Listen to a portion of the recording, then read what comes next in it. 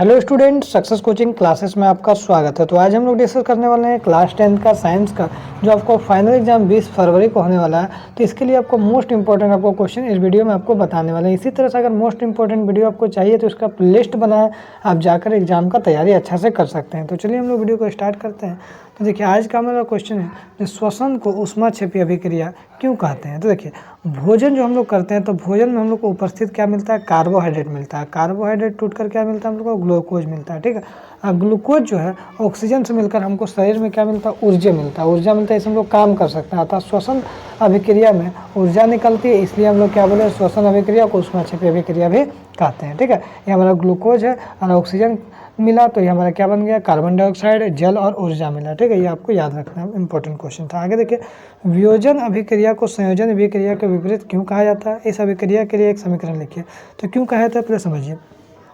संयोजन अभिक्रिया क्या है, जब दो या दो से अधिक अभिकारक मिलकर एक उत्पाद बनाता है। ठीक है, और वियोजन अभिक्रिया में क्या होता है, एक उत्पाद जो है टूटकर दो या दो से अधिक उत्पाद बनाता है। एक जो है, एक ही को जो टूटकर दो या दो से अधिक उत्पाद बनाता है, जैसे ए बना देगा और बी बना देगा। तो जस्ट देखिए, एक दूसरे के ये उल्टा है ना, दो बन के एक बन रहा है, एक बनकर दो टूट रहा है। ठीक है, तो इसीलिए बोला गया है कि ये संयोजन अभिक्रिया में दो या दो से अधिक पदार्थ संयोग जुटकर एक नए उत्पाद बनाता है। क्या बनाता है, नए पदार्थ का निर्माण करता है। जबकि वियोजन अभिक्रिया में एक पदार्थ टूटकर दो या दो से अधिक नए पदार्थों का निर्माण करता है। इसलिए वियोजन अभिक्रिया को संयोजन का उल्टा कहा जाता है। जैसे यहाँ दो अभिकारक मिलकर क्या बनाए, एक उत्पाद बनाया, तो संयोजन हो गया, क्योंकि हाइड्रोजन और ऑक्सीजन मिलकर जल बनेगा। लेकिन अगर जल को तोड़ा जाए तो हाइड्रोजन और ऑक्सीजन में टूटेगा, तो एक पदार्थ जो टूटकर दो पदार्थ में बढ़ गया तो हमारा वियोजन अभिक्रिया हो गया। ठीक है, आगे देखिए, विस्थापन और द्विविस्थापन में अभिक्रिया क्या है।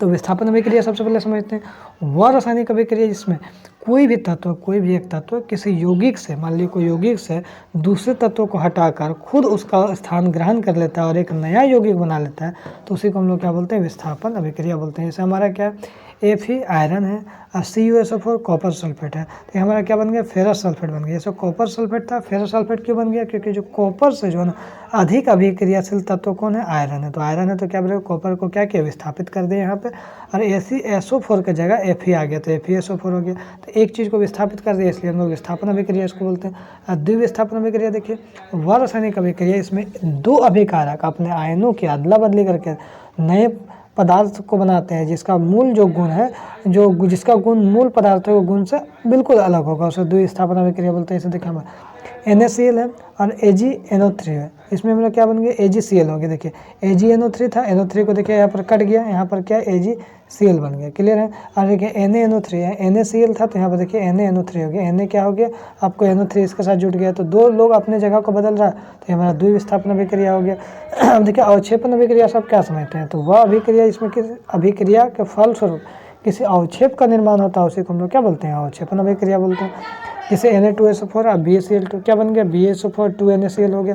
जब सोडियम सल्फेट और बेरियम अवक्षेप क्लोराइड के बीच अभिक्रिया होती है तो BaSO4 अवक्षेप का प्राप्त होता है। ठीक है, आगे यदि देखते हैं, ऑक्सीजन का योग और ह्रास के आधार पर निम्नलिखित पदों की व्याख्या कीजिए। तो देखिए, ऑक्सीजन का योग या ह्रास के आधार पर क्या क्या होता है, तो एक होता है उपचयन अभिक्रिया होता है और एक हमारा अपचयन अभिक्रिया होता है। ठीक है, तो सबसे पहले हम लोग समझते हैं जो उपचयन अभिक्रिया का, तो वे अभिक्रिया इसमें ऑक्सीजन का योग होता है, जिसमें ऑक्सीजन बढ़ता है। ऐसा कोई अभिक्रिया जिसमें ऑक्सीजन क्या होता है, ऑक्सीजन क्या होता है, जुटता है, ऑक्सीजन क्या होता है, जुटता, तो हमारा उपचयन अभिक्रिया बोलते हैं। जैसे आपका 2Cu, इसमें देखिए ऑक्सीजन जुट रहा है तो क्या बन गया, 2Cu बन गया।